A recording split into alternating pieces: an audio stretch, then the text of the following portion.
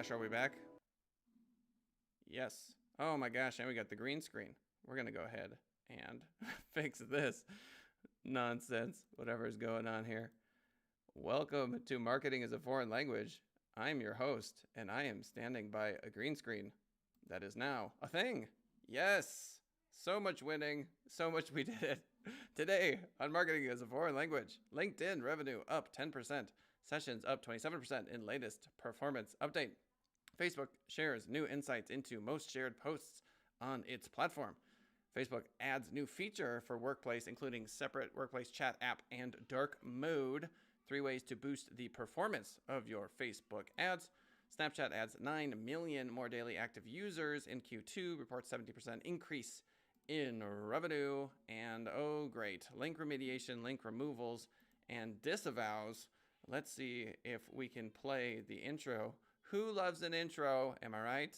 This guy, 2 thumbs, loves intros.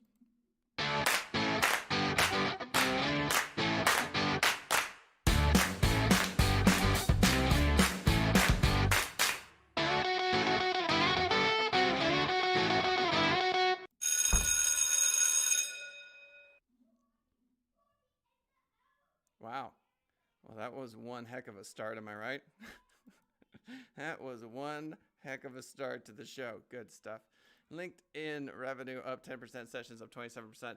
So revenue is up 10% in the most recent quarter, while user engagement continued to rise as the platform navigates the various impacts of the COVID-19 crisis. The insights come from parent company Microsoft's Q4 2020 report. So LinkedIn is making some cheddar. The main point of the note from a usage standpoint is that LinkedIn continues to see growth in user sessions. So that, of course, leads us to LinkedIn stock. Am I right? LinkedIn stock. What is the plan over here? Okay. I want a chart. And this is not giving me a chart. Give me a chart. You want to do it. Okay. It's going up, apparently. Slightly. $195. Yep, that makes sense to me. Okie dokie. So, as you can see, our LinkedIn sessions grew 27% in the period, continuing to build on several quarters of usage growth for the platform. Indeed, back in April, LinkedIn also reported seeing, quote, record levels of engagement, which aligns with what most social platforms are seeing as the global lockdowns force people to spend more time at home. I don't know about you all, but I am constantly in a Zoom call. All the time, every day, only Zooming. This is my entire life.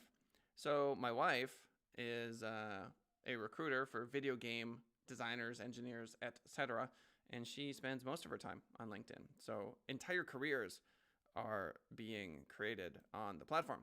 But LinkedIn is also seeing increased attention due to the impacts on global hiring trends, with more and more people out of work due to the pandemic. LinkedIn is seeing more usage as people look to expand their networks and make new professional connections.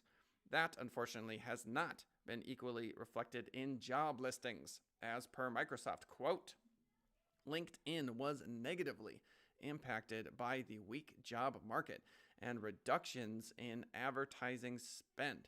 Indeed, just yesterday, LinkedIn announced that it would be reducing its global workforce by 6%, largely due to the slowdown in job listings and recruitment activity.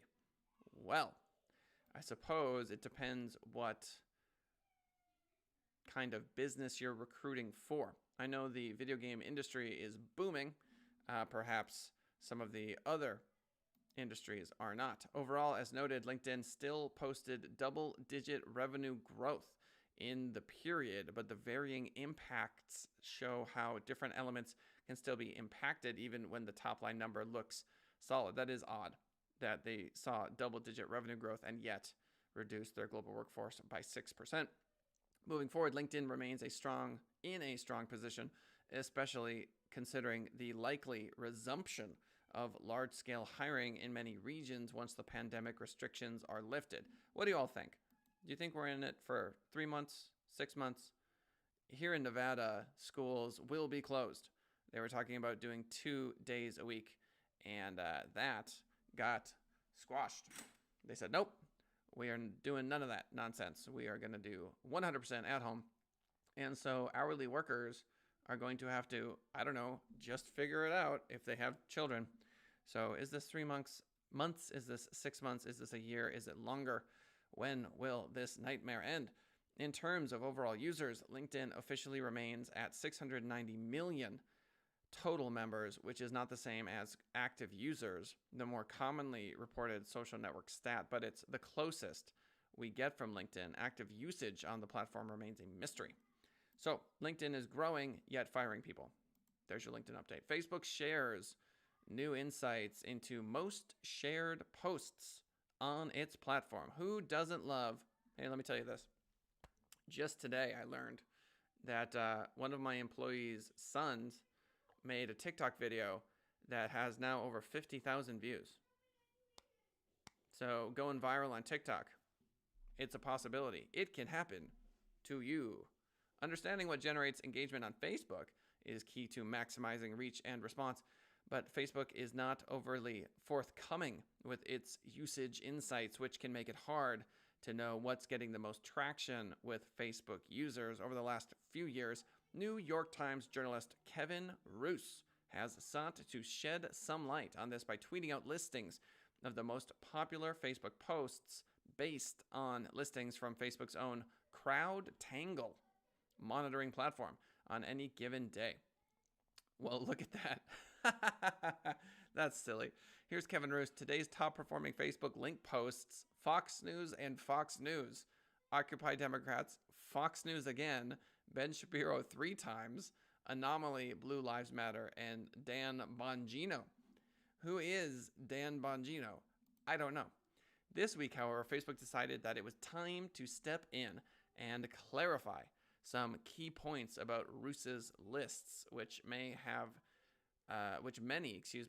used to criticize the social network's negative, divisive impact, apparently.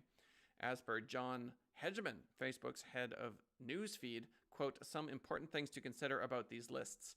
While some link posts get a lot of interactions, likes, or comments, this content is a tiny percentage of what most people see on Facebook. Well, then what do they actually see on Facebook, John Hegeman?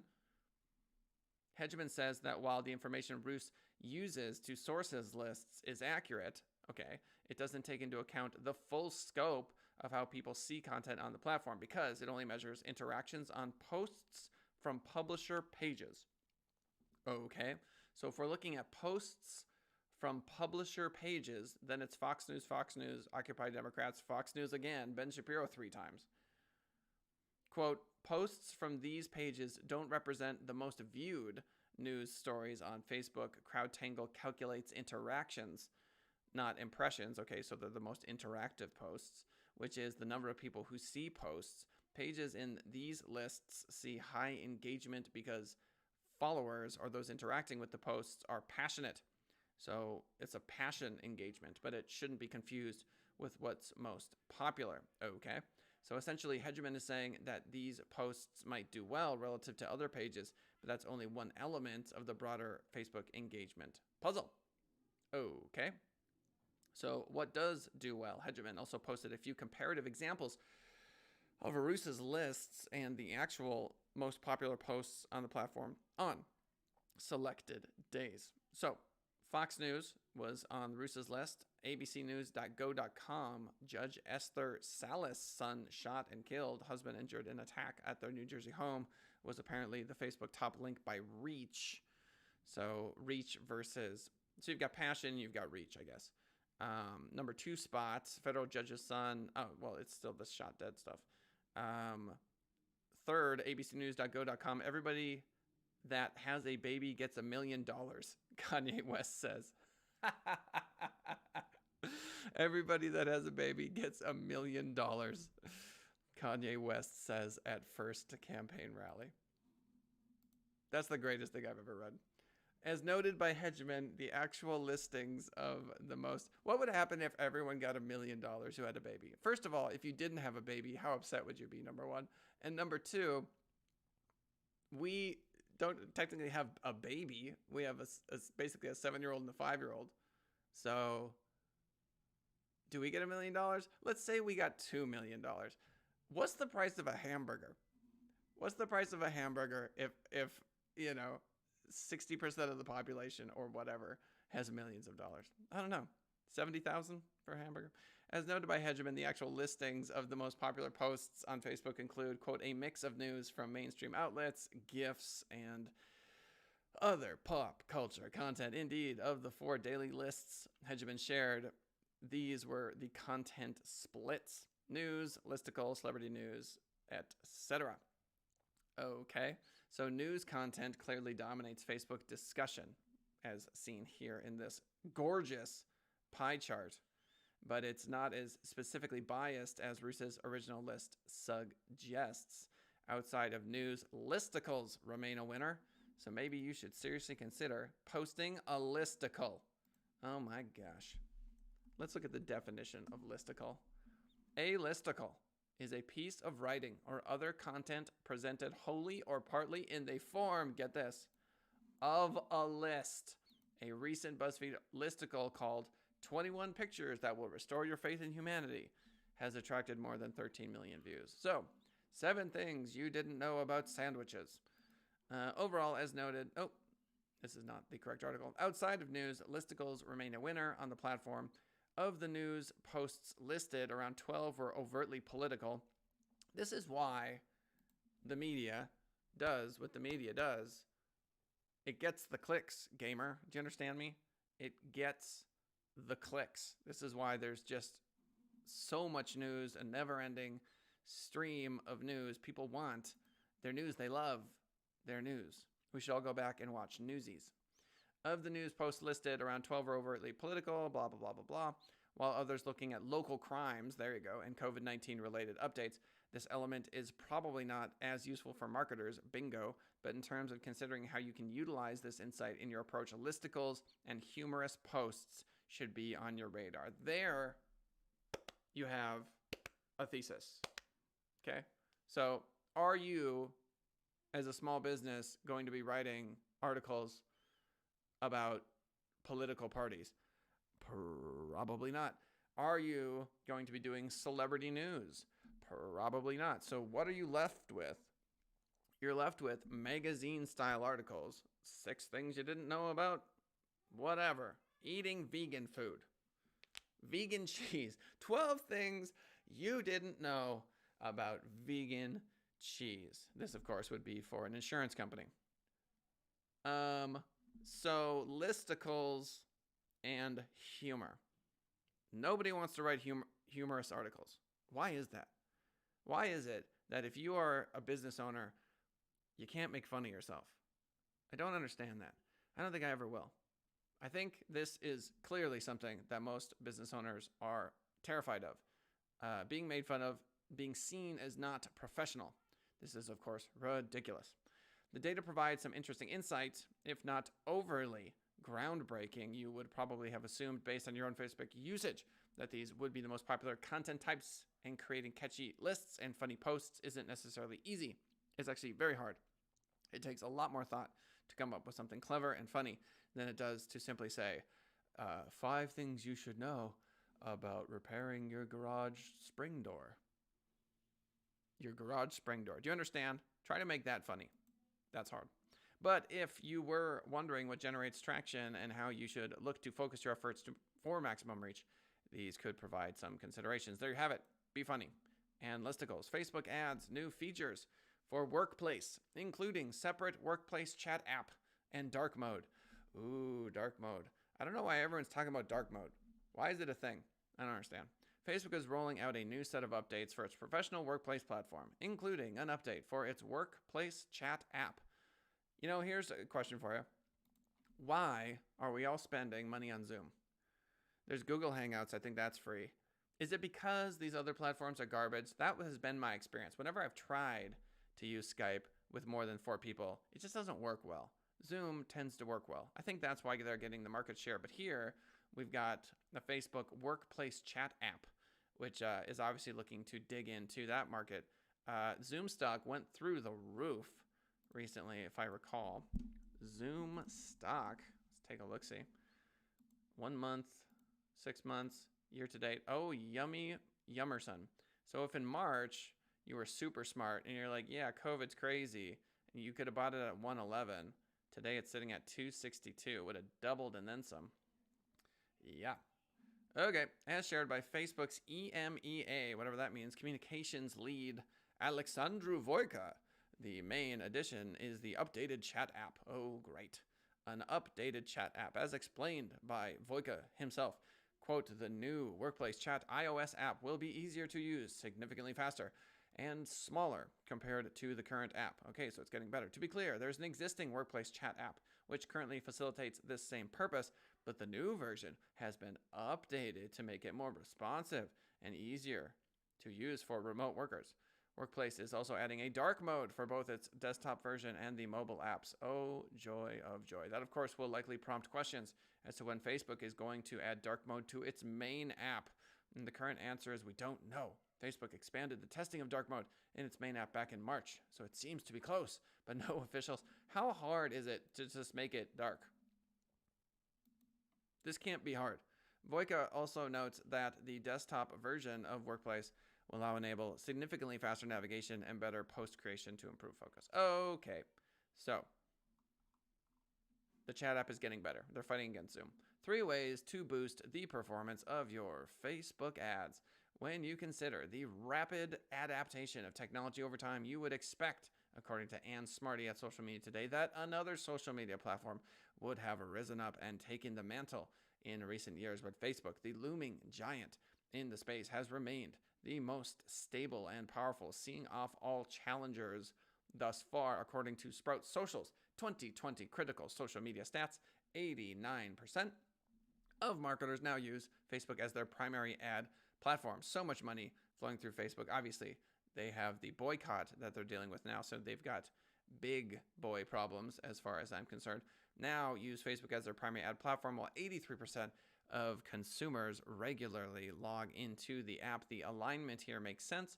Businesses will go wherever the audience is, and no platform has a larger audience right now. But reach and resonance are not connected.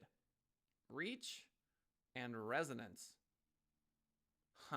Just because you can reach more people on Facebook, that doesn't mean you're going to be able to make them stop as they scroll by and tap of click, it says, on your ad. For that, you need to establish effective targeting. You need to understand your audience and what they're looking for, and you need to align your ad presentation with their preferences. It's never been crazier.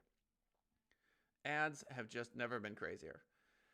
Do you want to target 35 to 45-year-old men and women who make more than $80,000 in a very specific part of town, 2-mile radius around a given landmark, whose hobbies include jet skiing and vacationing in Maui? Well, you can target them. So, but who cares?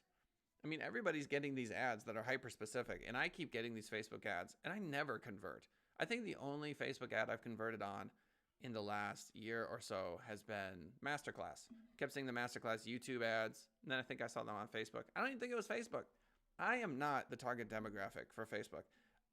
I'm not a huge Facebook user personally. I don't like it that much.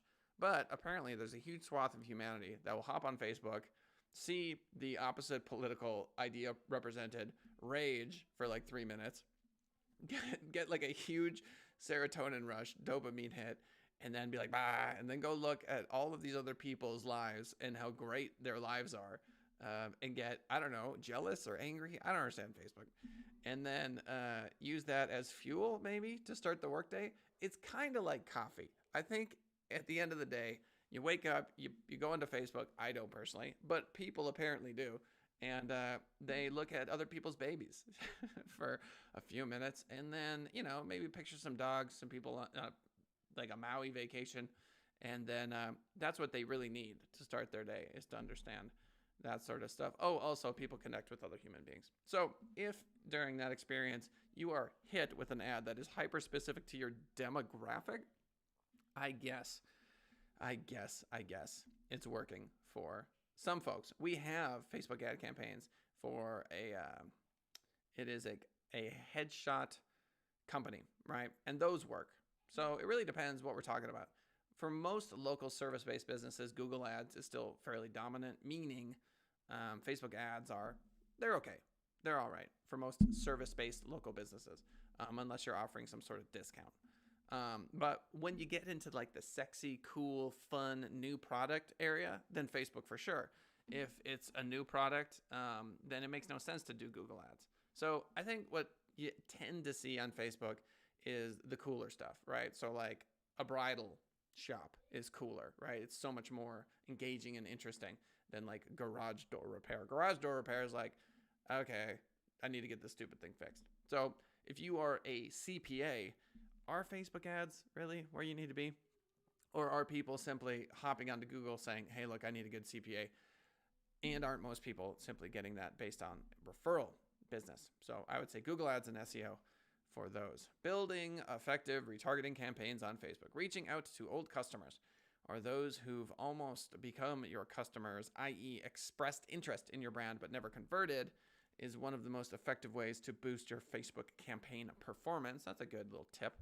Both Facebook and Google enable you to optimize your campaign performance based on specific interactions which occur on your site.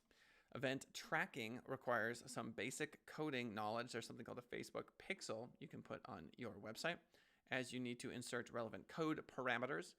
Oribi is an easy-to-use analytics tool that makes event tracking and implementation easy.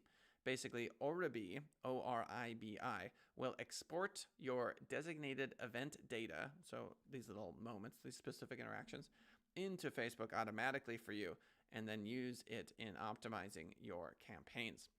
So you can get into the weeds pretty quickly here with the Facebook stuff. It can be an extremely useful tool for small business owners. We get it. At the end of the day, if you're interested in Facebook marketing, you do want to talk to someone who knows what they're doing. This is not something that usually goes well as a hobby. It's very complicated. It's very difficult. I would liken it to being good at chess. But for your general information, number 2, start excluding. Everyone who's conducted even a starter campaign on Facebook would be aware of the exclusion and focus options in Facebook's ad targeting tools. I was surprised to find through my own research that many people, even more advanced users who've been using Facebook ads for years, are not using them. In a way, I understand the impulse to include as much of your target demographic as possible. After all, just having that audience in mind has already created a bubble to build on. Why would you need another one? But social media ads are different than other media options. The more your audience sees them in many cases, the less likely they are to follow the links. Why is that? Because social media is a place to scroll and respond in the moment, because we often buy or click on a whim much more than if they were discovering a product from a storefront or dedicated search.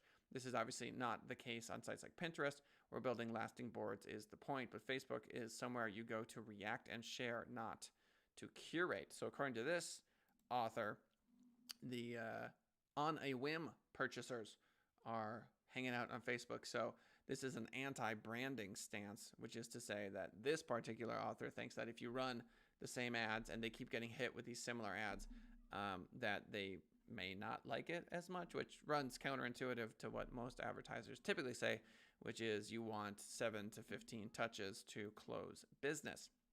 So if you want to exclude audiences, there you have it, a guide. Look at this. To excluding titangrowth.com, 7 audiences to exclude. Current customers, that's good. Current employees, job seekers, yeah, you definitely want to exclude them. Non-engaged visitors, overlapping audiences. Yeah, that's interesting.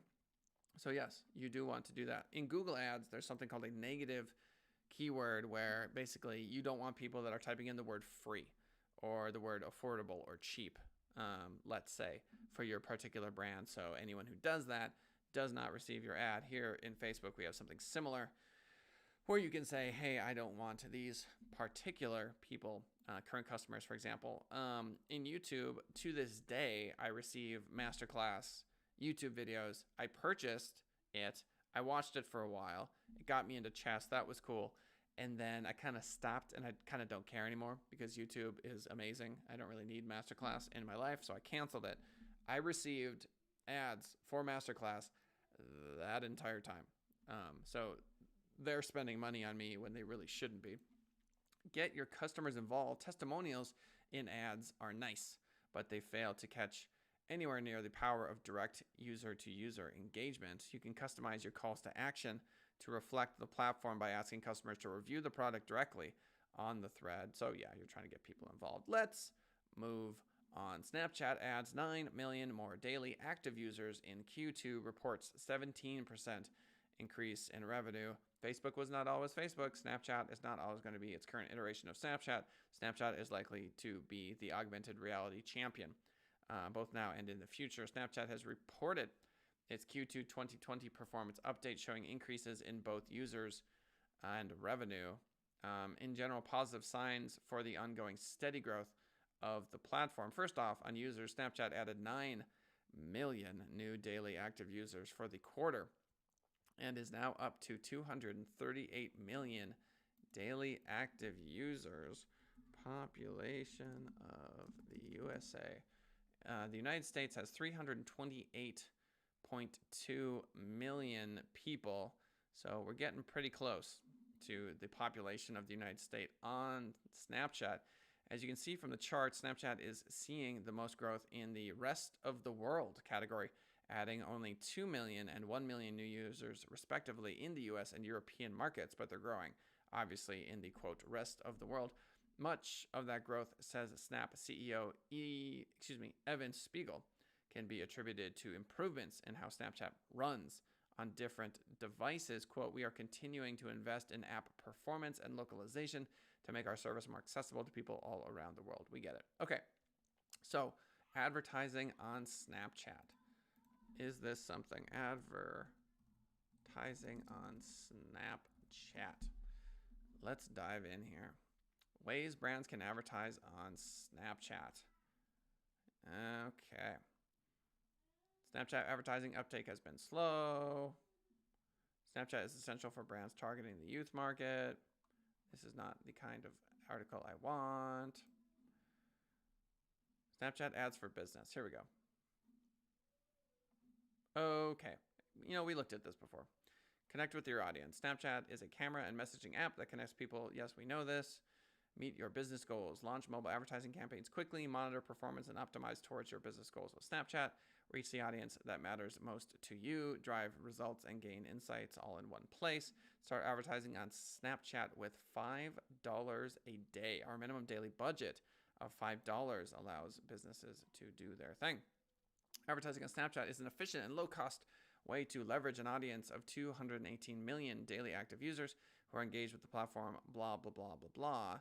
Set your budget, optimize towards your goal, measure your results, campaign budget and duration. Each ad set you create has its own budget. With a minimum daily spend requirement of only $5, you can set a budget that works for you and your business. Your daily budget is the average amount you are willing to spend. We get it. Goal-based bidding.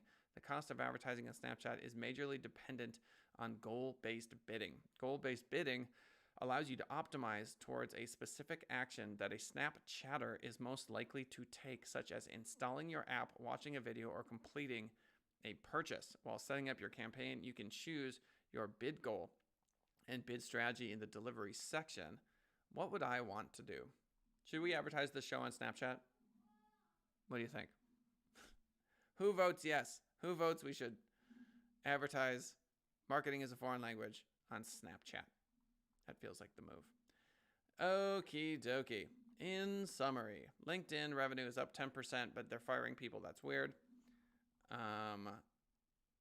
Apparently, people on Fox News and Ben Shapiro fans are very passionate and they comment, but that does not mean that they are reaching the most number of people. Typically, news is reaching the most folks on Facebook, but you should consider comedy and listicles on your posts for maximum engagement. Facebook continues to fight against Zoom by way of multi-person conference calls. Your Facebook ads are as specific as you would want them to be, but don't forget that you can exclude folks for example, current customers from your ads to save a little bit of money. Jason Noggle coming in with yes. Jason Noggle coming in with the 3 letters everyone wants to hear. Yes, we should advertise marketing as a foreign language on Snapchat. How would we even do that? We would figure it out. And then, of course, Snapchat is just rocking and rolling. We got to hit that 10 to 25 demo for marketing as a foreign language. Am I right, Jason? Jason gets it. Okay, and that is as far as we made it. We didn't even make it to link remediation, link removals, and disavows. But let me quickly say that you can remove bad links from your website on something called Google Search Console. Ta-da! Okay, well, we had an absolutely flawless show today. It was, dare I say, perfect. It was perfect in every way. Best show, greatest start to any show ever. And there you have it. So I am going to go work. It is Thursday, July 23rd. Thanks for hanging out. Don't forget to hit that like button and subscribe if you haven't already. Thank you very much, and we'll see y'all tomorrow, 10:30 a.m. Pacific Standard Time. Kellen, don't forget the outro. Oh my gosh, there it is. Bye-bye.